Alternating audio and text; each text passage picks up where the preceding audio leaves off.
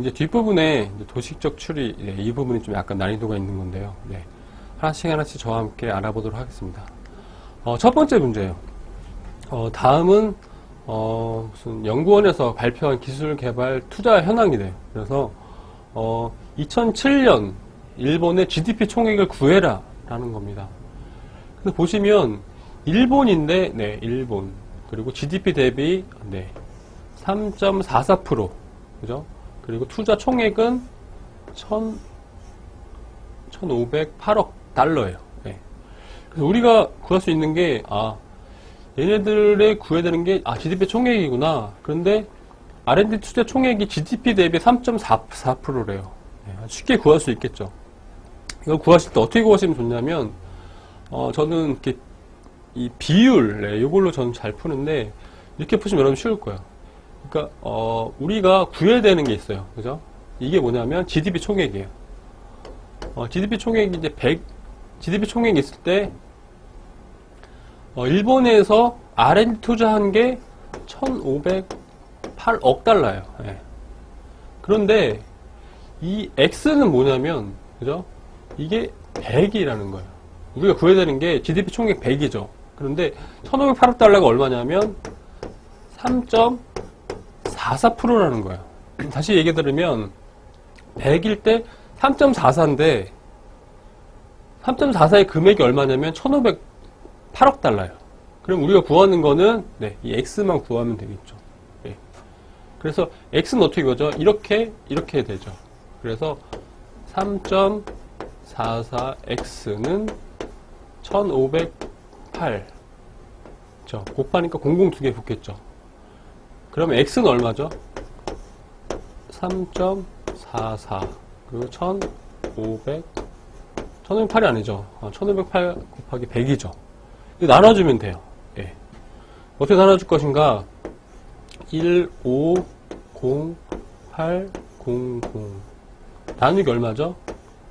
3.44인데 계산하기 힘드니까 이걸 뒤에 0을 두 개 붙이겠습니다. 예. 둘 다 100을 곱해준 거죠. 그럼 여기서 볼 수 있는 게 이 세 자리예요. 그러면 1, 5, 0. 그러면 3, 4, 4로 나눌 수가 없죠. 그럼 이 뒤에까지 와야겠죠. 예. 그러면 여기가 뭐 X, X, X, X가 될 거예요.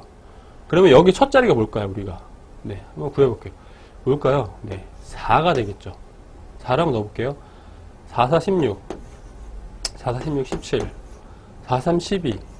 13이죠. 그러면 뭐 얼마가 나올 거예요. 근데 제가 이걸 계산을 왜 안 했냐라고 하면 여기 보시면 이게 이제 단위가 억 달러죠. 그죠? 이게 억 달러이기 때문에. 그런데 이 뒤가 만이에요. 만. 그죠? 4만으로 시작했어요. 그런데 4만으로 시작하는 거는 얘밖에 없어요. 네. 무슨 얘기인지 아시겠어요? 무슨 얘기냐면 이거를 우리가 뒤에까지 다 계산할 필요가 없다라는 거예요.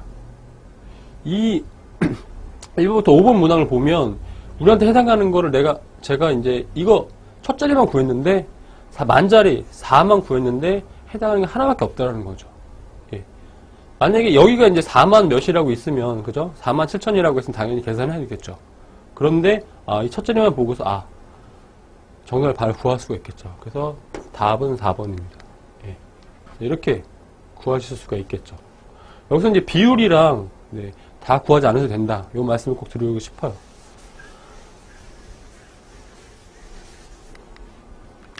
그래서 자료 해석 같은 경우는 문제 정확히 파악해야 되고, 그죠? 보기에서 키워드를 찾아야 돼요. 그래서 아까 보셨던 거는, R&D 연구개발비가 GDP의 몇 프로인가? 그것만 보시면, 전체 100% GDP를 구할 수가 있다는 말씀이죠. 그리고 값을 구할 때도 아까처럼 모든 값 다 구하지 않으셔도 돼요. 끝까지 계산 안 하셔도 되고, 우리 예시에 나와 있는 그것만 딱 찾으시면, 네, 바로 찍고 가셔야 됩니다. 왜 그러냐면 우리 시간이 부족하기 때문에 다른 문제에 시간을 좀 더 할애를 해야 됩니다. 다음 문제입니다. 이 같은 경우는, 네, 어떻게 되죠? 5가 되겠죠. 차이를 먼저 구하셔야 돼요. 그리고 얘는 20, 얘는 80이죠. 예. 얘는 모르죠. 예. 그런데 여기서도, 4배를 했어요. 여기도 4배를 했습니다. 그러면 얘한테도, 그죠? 여기 뭐가 있는데, 얘도 4배를 해야겠죠? 그죠? 그럼 얘는 320이 되는 거고요. 320이 됐다는 거는, 108에다가 320을 더하면 되겠죠? 그러면 428. 네. 정답은, 네. 4번입니다. 네. 그래서, 이렇게, 이건 되게 쉬운 문제인데, 이 앞에 항과 뒤에 항의 차, 그리고, 그래서 또 나온 또 앞에 항과 뒤에 항을, 곱하기구나. 이걸 해가지고 쉽게 푸실 수가 있을 것 같아요. 이런 수출 같은 경우는, 좀 더 좀 말씀을 드리면, 앞에 항과 뒤에 항의 상관관계를 아셔야 되고, 처음에는 이제 차이가 몇인지, 차이가 플러스 마이너스 이게 잘 안 된다라고 하시면 배수로 가셔야 돼요. 곱하기도 해보시고 나누기도 해보시고, 그래도 안 된다라고 하면 건너뛰어서 생각도 해보셔야 돼요. 예. 그래서 이런 식으로 푸시는 거다. 그리고 다양한 방식의 수출리를 접하시면 잘 푸실 수가 있습니다. 예. 그래서 한눈에 딱 들어오고는 매지가처럼 들어오기 때문에 이렇게 활용하시면 될 것 같아요. 물 200g에 소금 100g과 20%의 식염수 200g을 넣으면 몇 프로의 식염수가 되는가라고 했는데요. 이거 구하실 때는 제가 지금 드린 것처럼 이렇게 쓰시면 좋아요. 어떻게 하냐면 소금물 그리고 소금 그리고 농도 이 세 가지로 구분을 해 놓으세요. 그리고 소금물은 뭐죠? 소금 더하기 물이죠. 그리고 농도는 뭐예요? 농도는 소금물분의 뭐죠? 소금이죠. 소금물도 식염수입니다. 이것도 아셔야 되고, 그래서 이걸 100을 곱하면 농도가 나오는 거죠. 그래서 요것만 아시면 돼요. 요렇게 놓고 보시면 아주 쉽게 풀 수 있습니다. 물 200g, 소금 100g 넣었대요. 그럼 얼마죠? 200 더하기 100. 300이죠. 소금은 100g이라고 했죠. 여기에다가 농도가 얼마 나오겠죠, 우리가? 네, 얼마 나올 거예요. 20%의 식염수 200g을 넣었대요. 여기 농도를 왜 안 구하냐면 구할 필요가 없기 때문에 그런 거예요. 20%의 식염수 200g. 식염수라는 건 뭐죠? 소금물이라는 겁니다. 소금물 200g 넣었대요. 그럼 20%의 식염수 200g에 들어있는 소금의 양은 얼마일까요? 네, 40이죠. 200 곱하기 0.1을 하니까 네, 40이 나오는 거죠. 그러면 몇 프로의 식염수가 되는가요? 이걸 더하는 거죠. 더하는 겁니다. 그럼 소금물의 양은 얼마죠? 네, 500이죠. 소금의 양은 140입니다. 쉽게 구할 수가 있겠죠.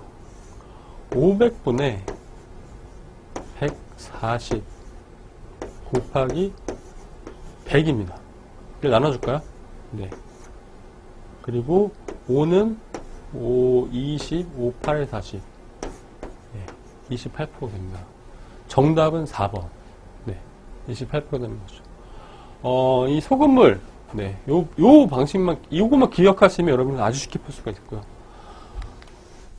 좀 더 정리를 해드리자면, 농도 구할 때는 소금물, 소금의 양, 농도 이렇게 표시하시고, 그 다음에 네, 필요하신 부분 구하시면 되는데, 보통 이제 얼마냐라고 할 때는 다 더해갖고 계산하시면 돼요. 그리고 농도는 소금물분의 소금 곱하기 100이다. 네, 이걸 기억하시면 될 것 같고요. 네, 다음 문제입니다. 다음 제시된 도형의 규칙을 이용하여 A, B에 들어갑니다. 그죠? 여기 첫 번째에서 두 번째 바뀐 거 같은 방식으로 그죠? 바꿨을 때 A가 무엇인가? 마찬가지로 두 번째도 이렇게 바뀌었을 때 무엇인가를 해야 되는데 먼저 첫 번째부터 볼게요. 이 부분을 보는데 첫 번째 우리 이걸 돌리면 이게 나올 수 있을까? 이걸 돌리면 네. 이 부분이 나오기가 좀 힘들 것 같아요. 네. 왜 그러냐면 여기는 이렇게 됐지 이렇게. 그리고 여기가 조그맣게 됐는데 여기는 이렇게 돼 있어요. 그러니까 이렇게 보면 이쪽 방향으로 보면은 오른쪽에 조그만 게 있고요. 여기는 왼쪽에 조그만 게 있어요. 이건 뭐죠? 대칭을 했다라는 거죠. 그러면 어떻게 되냐면 대칭을 했다라는 걸 우리가 처음에 알았으면 이거를 살짝 회전을 시키고 그다음 대칭을 해야 되는 거예요. 잘 보시면 얘가 45도로 한번 돌려볼까요? 그러니까 얘가 이렇게 돼 있는데 얘를 이렇게 한번 해보겠습니다. 예. 그죠? 그럼 뭐가 되죠? 이 부분을 조그맣게 할게요. 예. 예. 그러면 얘를 마주보게 돼 있죠. 마주보고 좌우 대칭이 된 겁니다. 아, 무슨 얘기냐면 얘를 45도로 돌리고 그리고 마주 봤더니 좌우 대칭을 했더니 얘가 나왔다는 거예요. 그럼 얘도 마찬가지로 45도, 그죠? 시계 방향으로 45도 한 다음에 좌우 대칭을 했다는 거죠. 제 글씨를 못 쓸 때 여러분들이 집중을 하셔야 됩니다. 마찬가지로 그럼 얘를 45도 돌려볼게요. 얘가 이렇게 돼 있는데 45도 돌리면 어디로 갈까요? 지금 얘가 지금 45도 얘가 지금 이쪽에 있기 때문에 45도 요 정도 되겠죠. 그러면 이렇게 되겠죠. 예. 이렇게. 예. 여기가 좀 큰 부분이 되겠죠. 작은 부분. 이게 45도가 되겠죠. 그리고 좌우 대칭을 해야 돼요. 그러면은 얘가 어떻게 될까요? 이렇게 되겠죠. 예. 이해 가시죠? 이 부분이 뭐가 있을까요? 네. 그러면 이 부분은 2번과 3번. 네. 얘가 맞는 거죠. 무슨 얘기인지 아시겠죠? 그러면은 같은 방식으로 이 두 번째 도형도 같이 적용을 한번 해보겠습니다. 얘도 마찬가지로 계속 돌리면 어떻죠? 얘를 돌리고, 그러니까 이 부분과 이 부분을 좀 기억을 하셔야 되는데 얘도 이렇게 계속 회전을 하다 보면, 그러니까 얘가 이 위치가 됐을 때 이 꼭지점 얘는 어디가 있을까요? 네.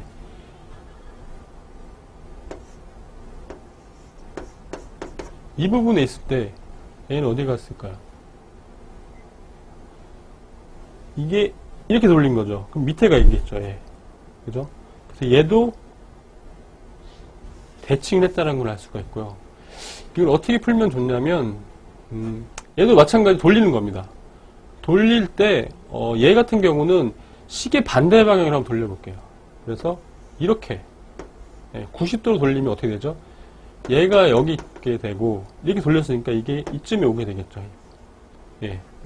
그러면 얘도 마찬가지로 좌우 대칭이 돼요. 예.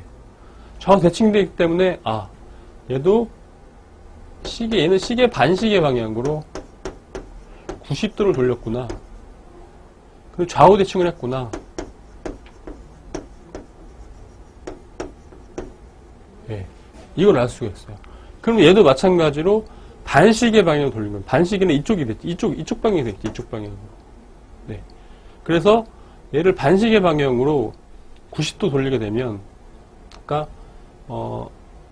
이 부분이, 그죠? 이렇게 돼 있는 부분이 이거를 90도 돌리는 거예요. 그럼 어떻게 될까요? 네. 그러면 이렇게 되겠죠. 이렇게. 예. 이렇게 되고, 이 부분이 이렇게 되겠죠. 예. 그러면 이 부분을 좌우 대칭을 하는 거예요. 그러면 어떻게 될까요? 이렇게 되겠죠. 그리고 얘는 이쪽에 있겠죠. 예. 그래서 얘는 얘랑 그쵸? 얘가 되는 겁니다. 예. 예. 그래서 정답은 네. 2번이 되는 거죠. 2번. 그래서 이 도형의 규칙을 찾는 게 좀 어려울 수가 있어요. 그런데 여러분들이 이거를 계속 돌려보시면은, 머릿속으로 회전하시다 보면, 그리고 이런 특징적인 걸 잡으셔가지고 같이 돌려보시면, 네, 구하실 수가 있습니다. 그래서 정답은 네, 2번이 되는 거고요.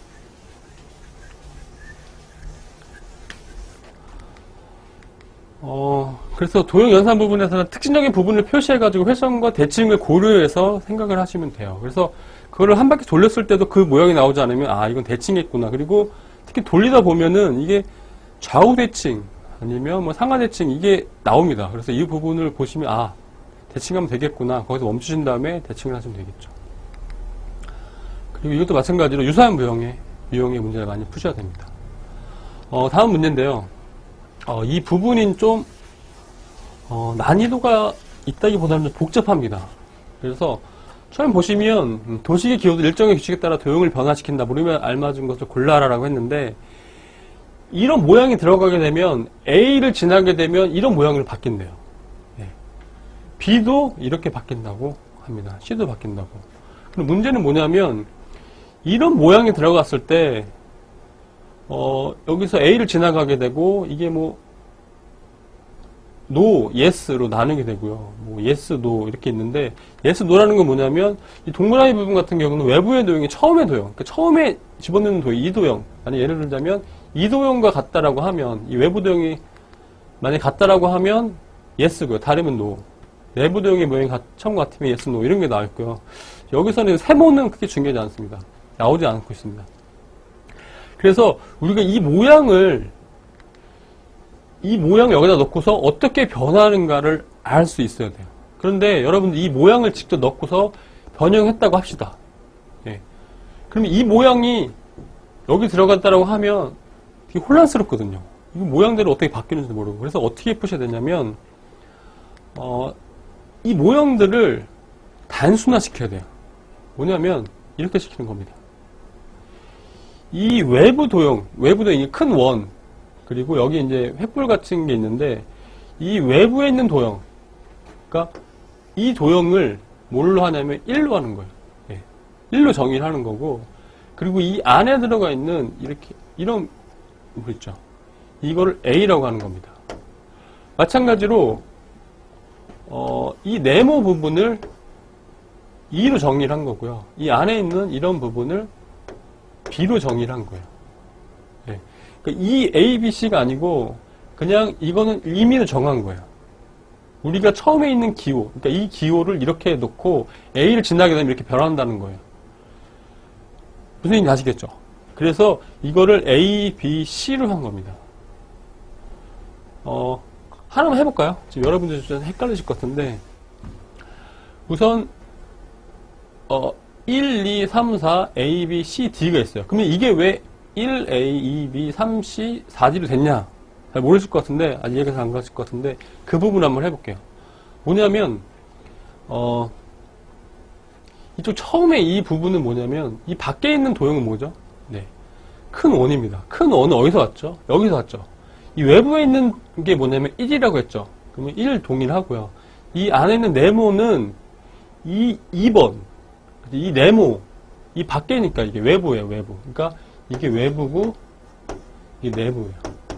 내부에 있는 도형, 그러니까 외부에 있는 도형, 이 네모가 여기 온 겁니다. 이 안으로 들어온 거죠. 그렇기 때문에 이렇게 들어온 거고요. 마찬가지로 이 횃불 같은 경우는 이 A에 있던 거죠. 그쵸? 이게 1로 온 거고요. 이 들어가 있는 타원형은 원래 B에 있기 때문에 B로 그대로 갖고 온 겁니다. 그래서 이런 식으로 변화시킨 거라, A, B, C 이런 식으로 변화시켰구나를 이해하시면 되고요. 그 다음에 이 도형을 A에 넣는 거예요. 예. 그럼 뭐가 나올까요? 이 도형을 A에 넣으면 우리가 이게 나오겠죠. 1A, 2B, 1A, 3C, 2B, 4D가 나오겠죠. 그래서 그걸 넣게 되면 처음에는 이게 되는 거예요. 1, 2, 3, 4를 넣게 되면 이걸 넣게 되면 A를 지나가게 되면 1A, 2B, 3C, 4D가 나오는 겁니다. 여기가 이게 이 부분이 되는 거예요. 근데 이게 네모가 뭐였죠? 외부 도형이죠. 외부. 네. 네모가 외부 도형의 모양이 처음 같으면 외부 도형의 모양이 처음에 어땠죠? 네. 외부 도형의 모양이 처음과 같나요? 다르나요? 네. 보면은 네. 다릅니다. 네. 그렇기 때문에 이제 노로 가는 거거든요. 네. 그래서 여러분들이 이거를 하나씩 지나가시면 돼. 하나씩 지나가시면 노하고 C, A, C, B 그 다음에 yes. S가 아니라 노가 되죠. 여기 노가 되고 A, B, A. 이걸 하다 보시면 쭉 들어가시는데 시간이 없기 때문에 이거 다 풀어지는 못하고 그래서 맨 끝에 C까지 지나가게 되면 어떻게 되냐면 1B, 3D, 2A, 4C가 나와요. 네. 그래서 여러분들이 이걸 구하신 다음에 어떻게 적용하시냐 라고 하면 이렇게 적용하시면 돼요. 처음에 이제 이게 들어갔는데, 이 모양이 들어갔는데, 1, 2, 3, 4, A, B, C, D가 들어갔는데, 이 어떻게 바뀌었냐면, 맨 마지막에 바뀐 게, 이 C를 나오게 되면, 1B, 3D, 2A, 4C예요. 마찬가지로, 1이라고 하는 거는 이 외부 모양이 같다라는 거죠. 그리고 2라는 거는 여기 두 번째 외부 도형이 안으로 들어갔다는 거죠. 예. 그런 식으로 예. 구하시면 예. 정답이 2번이 됩니다. 좀 많이 좀 난이도가 좀 있습니다. 좀 복잡하고요. 시간도 많이 걸리는데 중요한 거는 뭐냐면 아까 맨 처음에 보여드렸던 것처럼 여기서 이 A, B, C를 정의할 때 이걸 도형으로 정리되어 있는 거를 우리가 숫자나 기호로 좀 간단하게 정리를 한다. 예.